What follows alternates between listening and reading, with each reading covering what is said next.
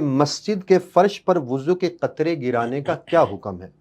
क्या ये गुनाह है? मस्जिद के फ़र्श को वज़ू के बाद जो कतरात गिरते हैं उनसे बचाना ये ज़रूरी है। हमारे फ़ुक़हा ने अपनी किताबों में लिखा है कि ये कतरात जो ज़मीन पर गिरते हैं इनका मस्जिद में गिरना ये मकरूह तहरीमी नाजायज़ है। इससे बचने की हमें ज़रूरत है।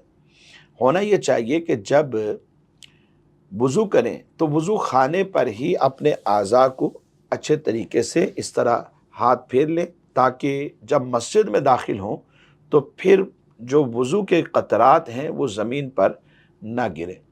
अच्छा, इस हवाले से ये बात ज़हन में रखें कि मस्जिद को गंदगी से बचाना और इस तरह की चीज़ों से कि जिसमें नफ़रत का इज़हार होता है उन सब चीज़ों से बचाना ये ज़रूरी होता है। और इसमें ये बात लाज़मी नहीं है कि सिर्फ़ नापाक चीज़ों से ही बचाया जाए। अब बसा औक़ात ऐसा भी होता है कि बाज़ ऐसी चीज़ें भी हैं जो पाक तो हैं लेकिन लोग उससे भी नफ़रत का इज़हार करते हैं। मिसाल के तौर पे थूक जो है ये इंसान का थूक पाक है। इसी तरह बलगम, रेशा ये भी नापाक नहीं है, इसके ऊपर फ़ुक़हा ने नापाक होने का हुक्म नहीं लगाया। रीठ जो है ये नापाक नहीं है लेकिन आम तौर पर यानी अमूमन इससे नफ़रत का इज़हार किया जाता है। कोई बंदा नाक में उंगलियां डाल रहा हो और चंद लोगों के साथ बैठा हो तो लोग उससे मुतनफ़र होते हैं।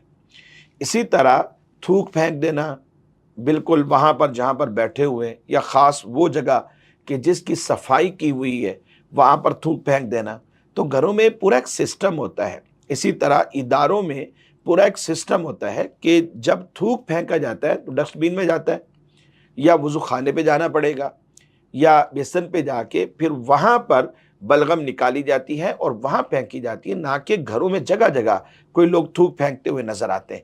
हालांकि ये चीज़ें पाक हैं लेकिन इन की वजह से भी लोग चूँकि मुतनफ़र होते हैं इस वजह से इससे मना किया गया। तो हमारी फ़िक़्ह हनफ़ी में भी ये बात मौजूद है। हमारे फ़ुक़हा ने अपनी किताबों में लिखा है कि हर वो ऐसी चीज़ के जो गंदगी पैदा करे या लोग उससे मुतनफ़र होते हैं वो चीज़ें मस्जिद में फेंकने की इजाज़त नहीं है। और वज़ू के जो कतरात होते हैं यानी वज़ू करके आए और बंदे के आज़ाए वज़ू से पानी गिरता है ज़मीन के ऊपर, टप टप गिरता है, तो इससे भी लोग मुतनफ़र होते हैं। तो ऐसी सूरत में हुक्म शरअ ये है कि पहले से ही आप वज़ू खाने पर एक दफ़ा हाथ फेर के अच्छी तरीके से अपनी आस्तीनें नीची कीजिए, फिर उसके बाद मस्जिद में दाखिल हो जाए ताकि जगह जगह वज़ू के पानी के कतरात न गिरें, क्योंकि ये मकरूह तहरीमी है।